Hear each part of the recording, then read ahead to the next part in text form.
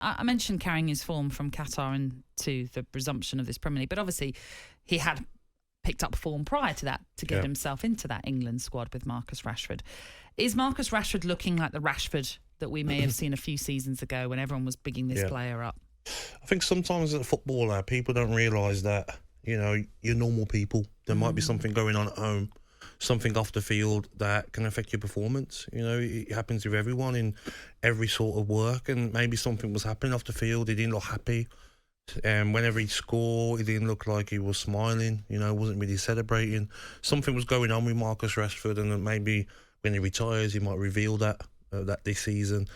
Something happened off the field. But this Marcus Rashford now I'm watching is someone that looks like the Marcus Rashford that broke onto the scene at Manchester United, who is happy, enjoying playing, sharp, looking like he's enjoying football again. And this is the Rashford that we were people comparing with Mbappe a few years ago. Yeah. He had that game against PSG, and everyone was like, okay, which one's better, Rashford or Mbappe? And he's got all the attributes. You watch him and it's like speed. He's one of the quickest players in the Premier League. Left foot, right foot, he can score with. He's got the free kick. He's got that powerful shot. The goal he scored against Burnley in the Carabao Cup last midweek. I mean, how many players can score that goal? And the way he hits it, for me, it's the way he hits it. It's like it's in the back of the net. Similar to how Harry Kane hits the ball. They shoot, it's in the back of the net before the keeper moves. And this Rashford I'm watching now is the Rashford is, first name on the England team sheet, one of them. He's in that good form, and he's the player that Manchester United are going to need to rely on to get them. Well, I was going to say, can he be the talisman then 100% for Man United? Because so much has always been a focus in the recent times of Cristiano Ronaldo and whether or not he was the right transfer to bring back to Manchester United will be a debate I'm sure people will have long into the months and years ahead. But in terms of what his impact can be to Manchester United, he can certainly take on that mantle. I think he should now look at it as, I'm the main man. Yeah. Marcus Rashford. Ronaldo's gone. They've got rid of the bad egg in Cristiano Ronaldo. Now I'm the main man. Give me the ball. I'm going to make things happen. Left, on the right, down the centre, wherever you want to play me, I don't care. Give me that ball. I'm going to take players on. I'm going to create. I'm going to score goals. And that was him yesterday, even for the Martial goal. Makes a great one, cuts inside, perfect pass for Martial. And that squad of players now, when you watch them, they look like, there's no superstar now. I don't have to pass to Ronaldo.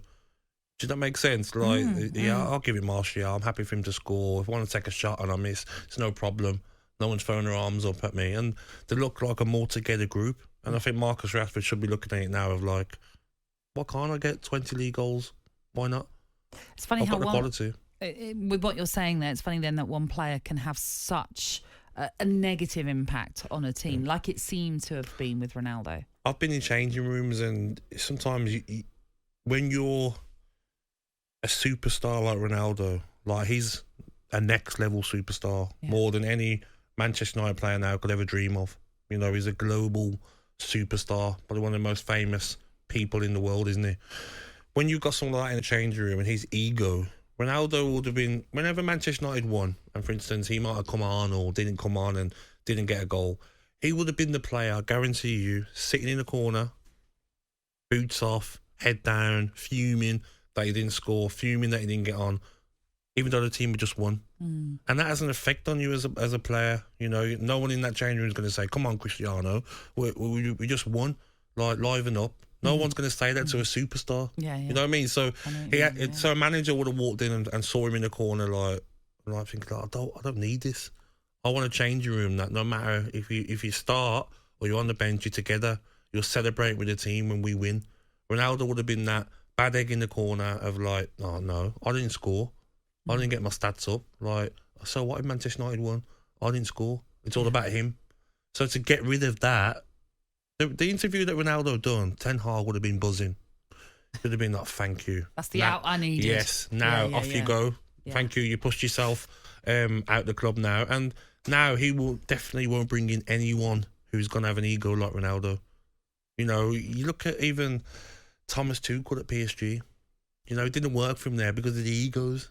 Neymar, Mbappe. He brought Mbappe off once, and he stood on the sideline saying, like, why you take me off to the manager?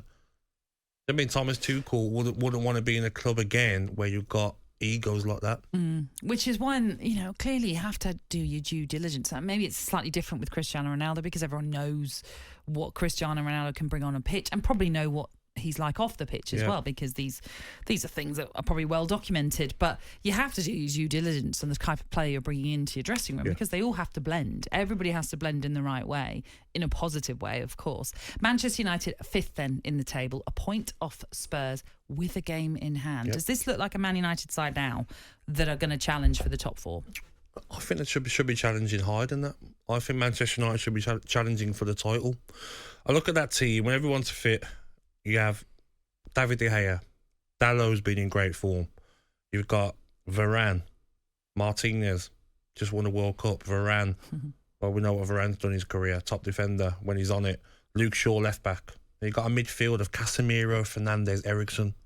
That's creativity. Shaw was playing a centre half. Exactly, yesterday, yeah. But when everyone's fit, you'll go back to left back. But then you've got like Rashford, Anthony, top wingers. Anthony's got a lot to learn in Premier League, but he's a top winger and will get better. Then you've got Martial who can fit in. And if they can bring in a striker, I mean, not getting Gakpo will be frustrating for Manchester United. He would have fitted in perfectly in there. But that 11 players I've named there should be comfortably in that top 4. I'll take that 11 over Chelsea's best 11. I was reading reports that suggested that the reason that Man United didn't get Gakpo was they weren't particularly keen on the price. Now, whether that's true or not, 37 million feels like a bit of a snip for a player that's been so impactful in the Eredivisie. But that being said, some players do find it difficult making that transition into the Premier League. What does that say about Man United, though? If that wasn't, let's move that story to one side. Let's just say it was just a battle between Man United and Liverpool. Should Man United fans be worried that Liverpool have trumped them?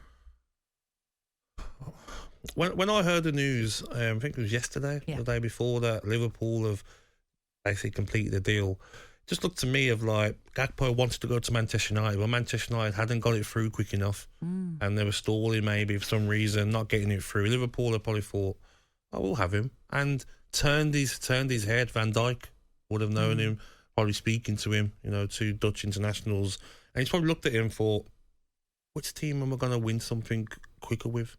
Which team is the better team in the recent 4, 5, 6 years? It's Liverpool. Manchester United are getting back there, but he's probably thinking I could fit straight into this Liverpool side. Salah, Van Dijk, there's talk of maybe Bellingham coming. So he's probably looked at it as Liverpool are a better option than Manchester United at the moment.